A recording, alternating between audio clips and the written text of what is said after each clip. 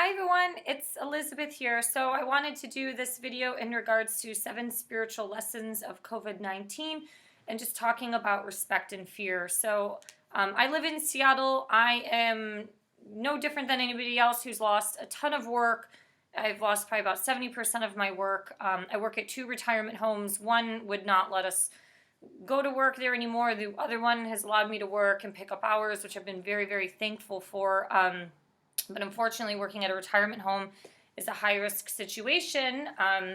And as of like last week, there are 17 retirement homes in Seattle that have had positive cases. And, the one I'm at is no exception at this point. So I've been doing a lot of thinking about this.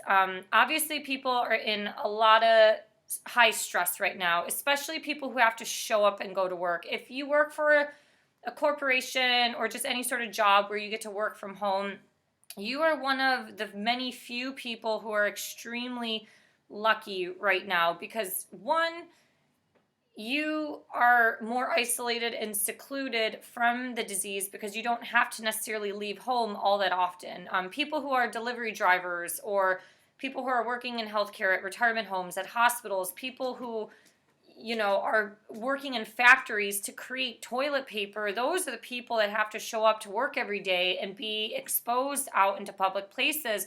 And a lot of the times, the people who are more blue-collared or hands-on, they have to work. They're getting paid lower wage jobs. They don't have health care. I'm on government insurance and my deductible is $5,000, so I'm scared as hell to go to the hospital or the doctor because I don't want a $5,000 deductible. So there are a lot of issues today, and a lot of people are operating under a lot of stress. So why do I bring this up? It's because I've been involved in many spiritual communities for a very long time, and I definitely have transferred myself more into the Christian community, and I'm a little bit disappointed in the spiritual community. That kind of can involve a lot of people who are into like yoga, meditation, energy healing, tapping, things like that. And what is very, very frustrating is that I've had some people blame me, like it's my negativity that has attracted this virus, and it's my negativity that has, that's putting me in these situations or in these jobs. And I find that so frustrating because I'm a very spiritual but a very logical human being. And I work with a lot of logical people, especially corporate people. And there are people who have to actually care about senior citizens' health and well-being. So there are people who have to work in these environments. They're not always the most luxurious, especially in the sense of, dealing with old people sometimes can be kind of difficult. But someone's got to do it. That is part of being on planet Earth and part of living in a cooperative society where we all have to show up and do stuff. And I've listened to some videos and they're fine, right? Like a tapping video that suggests that, you should do some tapping to release fear. And the one thing I want to note here is when you are dealing with an infectious disease, you have to balance logic and spirit. So what do I mean by this? It is not living in fear that you are about to get to the disease. Now, a lot of people have gone into panic mode and have done the crazy ass shopping at all of the stores, which are wiped out. Like I started feeling a little under the weather last week. I go to like Bartell's and all these different places. I can't find emergency supplement packets or vitamin C supplements because the entire community wiped out the fucking shelves. So people who are hoarding have done a disservice to those who, are not hoarding, I guess. But the one thing I want to say is I'm sick and tired of the spiritual community blaming people for getting certain things that have happened in their life. It's the same as if a girl has walked down an alleyway at midnight on the way home to the apartment and she gets raped and or murdered. Was she so negative to attract that in her life? I don't know. Maybe that was her soul's way of going, but I don't like to put that blame onto people that, like horrific things that are acts of God are not necessarily always about some consciousness. Now, I do not believe in feeding into fear. I do not believe in sitting around being so freaked out and afraid of getting this disease. But I will tell you what, working in a retirement home, people are on fucking edge because they do not want to get sick. It's also because this is their livelihood. You have people who are just the janitors or the front desk staff, people who are working at a normal wage job that is not a pampered work from home job. So there is a lot higher stress. And the thing is, it's really easy to be a YouTube commentator making a shit ton of money off the internet, which is free, and not show up and be in high risk environments. If you are called to a cause of service, why are you not showing up to retirement homes and asking, can you volunteer to work with these people?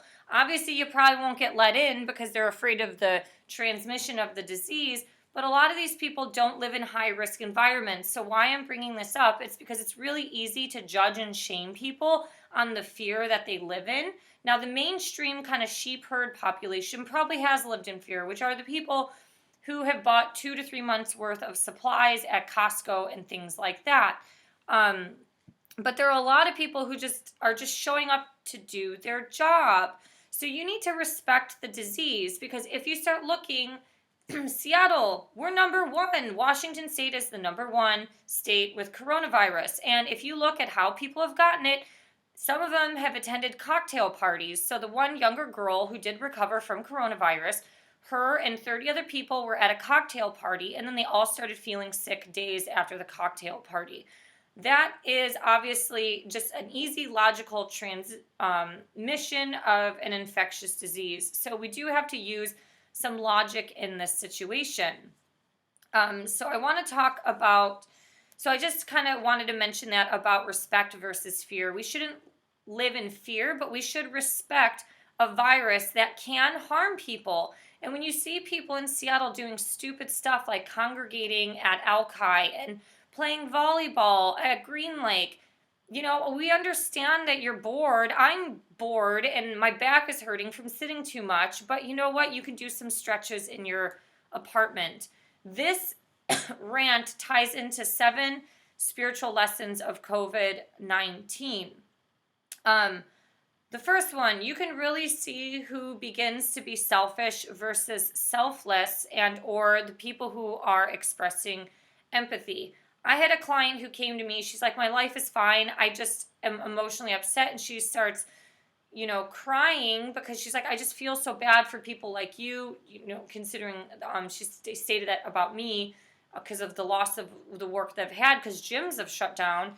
And, everybody people who drive the Metro Transit bus and things like that. So although people are in good situations, they can still express some empathy as well as still have that feeling for people, which is really hard because we live in a world that is breeding narcissism.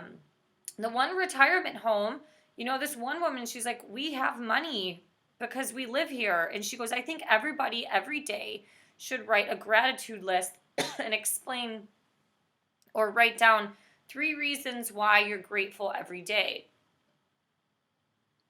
That, I think, is an excellent exercise to do, because here's the thing. She realizes that her situation is so much better than everybody else. And she realizes that there are staff who come into the nursing home every single day to help keep the operations going and to help take care of them. So you can really see at this time, especially younger millennials, the one who are bored, they're sitting at home at the outdoor seating at the cafe, because the cafe can still do to-go orders, but they're still congregating in tight spaces. Maybe they don't realize that the coronavirus can live on metal for 6 to 8 hours, or it can live in your clothes for 6 to 10 hours. This disease can be transmitted a lot easier than what people think, and we all have to do our part to live in a cooperative society. The second spiritual lesson of COVID-19 is gratitude. A lot of us are in a pickle of a situation, but there are people who live paycheck to paycheck who have a lot worse situations than other people. So you can really start to look at your own life and look at other people's lives and just start to realize how grateful are you. Even if you're going through a rough time, maybe somebody bought you some pet food, or somebody gave you a little bit of money, or a church group is helping you out, or you were able to go to the food bank. These are the amazing things that show how interconnected we are in life, and those type of helping services are still things to be appreciative for, especially even like the government. If they end up giving us $1,000 check, like, we should all be really thankful for that, because the government doesn't have to do it, but if they do, I think that's amazing. I think the government should help out.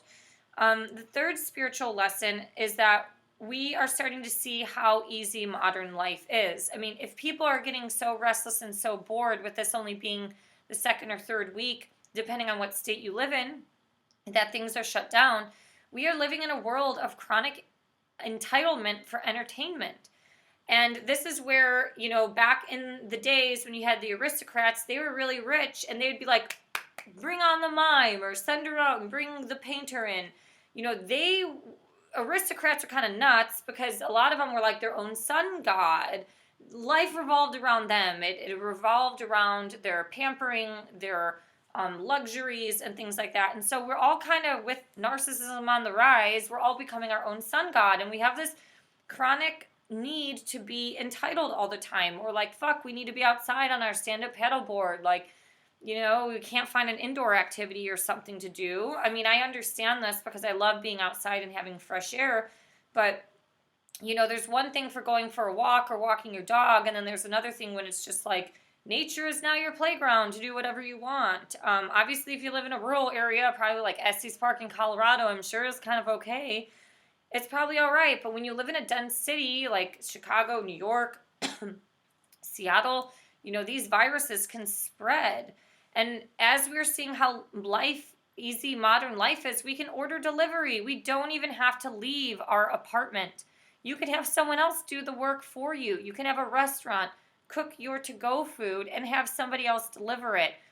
So we should be really appreciative for that, because if this was the bubonic plague back in the 1100s, if your cabbage farmer got sick and died, who's going to be tending the farm? We all would probably end up dying of starvation. So we should really start to see at how easy modern life is, especially because a lot of people who can work from home, their work could be transferred to the operations of their computer just to still continue working while you're at home, and you don't necessarily have to leave your house to actually earn a paycheck or do hard manual labor. The fourth spiritual lesson is that we are really seeing how vast the spider web and the interconnectedness is of the world. Humans have been moving around the globe for thousands of years, ever since the dawn of man. So migration and this flow of movement has always been here.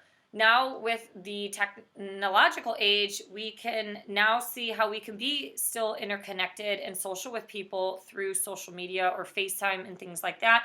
But in terms of like global economics, we are seeing how this disease can destroy the spider web of this planet. It can destroy people's financial lives. It's destroying businesses because we've had to shut our facilities down.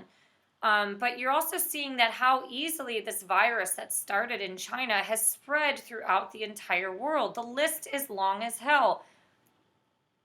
We are so connected, especially with modern technology, of even just being able to fly a plane. Now, if this disease came out in China back in the 500s, it probably wouldn't spread that much because not many people were migrating around the globe. So we do live in a very global system where we're starting to see this interconnection that is just so deep on so many levels of logic and spirit and financially. The sixth or fifth one, I should say, is that it's like your body is a temple. Basically, what we've come to realize is that this disease, or, like, parasites run the planet, especially if you look at the globe, in terms of like a political sense, with like people trying to, bring systems down. But basically, this is almost a time to detox and rest and recover. We've been working too hard, working too many hours, doing too much work with lesser amount of people at our jobs. Our bodies are probably bloated from parasites because we've been eating too much sugar and caffeine and alcohol and junk food for so long that it's like we're literally like about to explode. So this is a time to de-stress and to relax, if possible. It's not easy, especially if you're working like healthcare, but and you have bills to pay. But it's a time to just see how we've treated our own body. How have we treated ourselves? The lack of respect. I mean, if you even look at a movie like Deep Water, um, or Dark Waters, excuse me, and see the corruption of how the Teflon pans poisoned a bunch of people. This is a time to be respectful to your own physical vessel and to get some health and healing to come in during this time. I'm a very spiritual person, but I'm not operating spiritually at all. I'm kind of in survival mode. I'm worrying about my bills. I'm like trying to cook a lot of healthy food, because I've had a little bit of like chest respiratory issues for some time. So it's not a time to, go start training for a marathon. It's a time to kind of pull back and relax. But this whole point is like, we can just see how like parasites have just run around the planet, but also within ourselves, within our gut health. We're very unhealthy, especially in America. The sixth lesson is that humans are not meant to roam alone. If people are feeling very mentally and emotionally isolated, this is just a pure sign that the rise of individuality is not healthy in our society. We need community. We need support. I will tell you, if I was not in a relationship at this time, this would probably be very, very difficult. So having that support there of another person, because my family doesn't live in the state, so having absolutely nobody would be extremely difficult. And just having that one support system, the person who can run to the grocery store or to help cook and things like that, that is essential. Humans are driven through the head and the heart, and we are not meant to roam alone. We are meant to be in relationship. God has made us to learn how to love one another, and I do think the family was created by God. I think a lot of this rise in individuality is not coming really from the light, because there are so many issues that come along with that, like the isolation, the mental anguish, the depression, the anxiety. God doesn't want you to feel like that. God wants you to feel happy and healthy. And I just think this is just a reminder that we humans are social creatures and we are not meant to roam this planet alone. So maybe this will be a wake-up call for people to actually try to connect with people and to get out of this fear of rejection and things like that in the future. The seventh spiritual lesson is to breathe in the light. There's a lot of bills to pay and a lot of stress to deal with right now, but we cannot lose our faith. Not everybody who will get this virus will come out of it. It's really difficult for people, I'm sure, who are losing people during this time because they cannot visit physically. They have to visit through a window or through FaceTime. I honestly could not imagine what it would be like to go to a funeral that is broadcasted on the internet. So this is where the empathy and the compassion can come in, but also breathing in the light, understanding what lessons lie behind here, and just understanding that although your situation might be fine, there's a lot of people whose situations aren't. So, we can all do our service to the planet and to our community by not doing a bunch of stupid stuff like congregating into spaces where there's 19 people touching a ball and things like that. It's having respect for this virus and people who are actually going into high risk places as well. That's where empathy comes in really great at this point in time. So these are some thoughts that I've had. We should live in respect, not in fear, respect of other people for what they're going through, and having respect for your body, respect for your community members, respect for the higher being that is operating this place. You should not feed into fear, but I do think emotions are logical. And if you have a little bit of fear to process, there are some tools that you can do to help you through this time, although it's easier said than done because a lot of people who are working from home, they also have children, so you're trying to be a school teacher and work. So probably a lot of us aren't really focusing on our spirituality. So Don't let the spiritual community blame you. Do not let the spiritual community just say you're only operating in fear. We need to understand that it doesn't matter how spiritual you are. You are, you are no exception. It's the same as when the Vikings did one of their first raids in England and slaughtered a bunch of Christian monks. These men these men's lives were given to the church and given to Christ and to God, and they were still murdered. So the point is, you're not immune no matter how spiritual you are, and that's my frustration with the spiritual community. It's blaming and shaming people for what they're experiencing, and thank God if you don't live in a place like Italy or somewhere where it's really bad,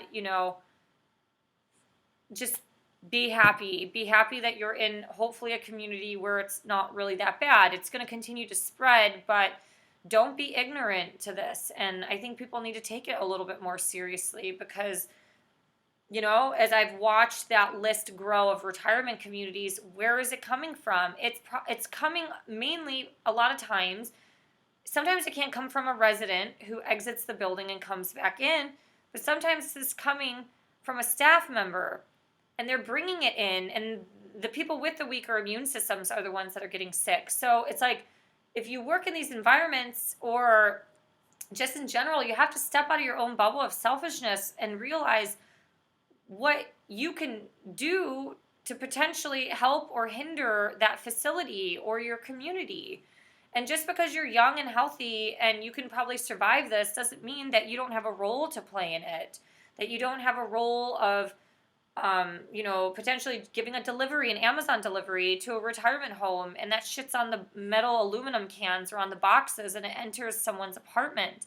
These are serious things, and I hope to God we can make this out and people's stress levels can lower down. But I just think that some of the people I've dealt with that have been the most judgmental about certain things, they're also the ones that are not really showing up. They're not showing up to help, and they also kind of don't pay their own bills, so it's like they don't really have to work that hard. But anyways, these are thoughts I have. This is way too long. Have a great rest of your day. Stay healthy, stay safe, and see you guys next time. Bye.